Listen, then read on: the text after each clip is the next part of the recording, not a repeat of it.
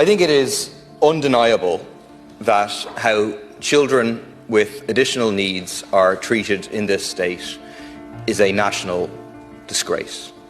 I think it's such a disgrace, and I'm confident of this, that in years to come a Taoiseach will be sitting over there making a state apology for how these children were so badly failed by the state. I mean, the brutal truth is that over 120 children in the state have no place to go to, a school place in September. Now, that seems very elementary, that a state cannot provide a child with a school place.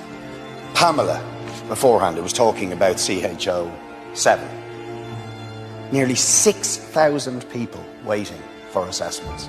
And there's 6,000 people, and Pamela tells me that between January and May, in CHO 7, how many assessments were done?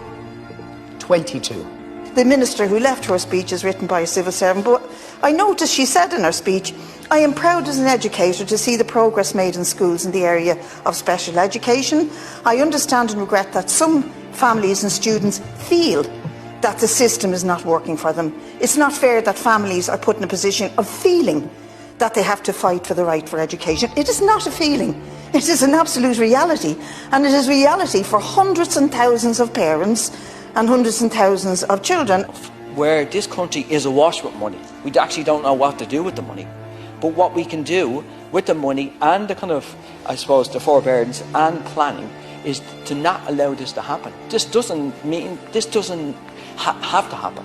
And we know what proportion of children have disabilities and have special needs. Therefore, there should be school places and provision and resources and supports for all of them. In particular, in a country that has record budget surpluses, that is overflowing with revenues, that has so much money, it literally doesn't know what to do with it. But the question is why? And at bottom, and this is what the government will not admit today, at bottom there are political choices.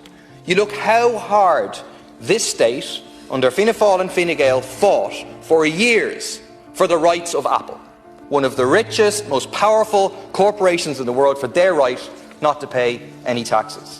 And contrast that with the lack of resources, the lack of struggle, the lack of fight for the most vulnerable children in our society, is that you would be making a grave mistake to underestimate those families who were affected, to underestimate their will to go to public meetings, to mobilise outside the Dáil next week with Cara Darmody to make this a key election issue. You would be very wise to act now instead of trying to plumose them and hope this goes away.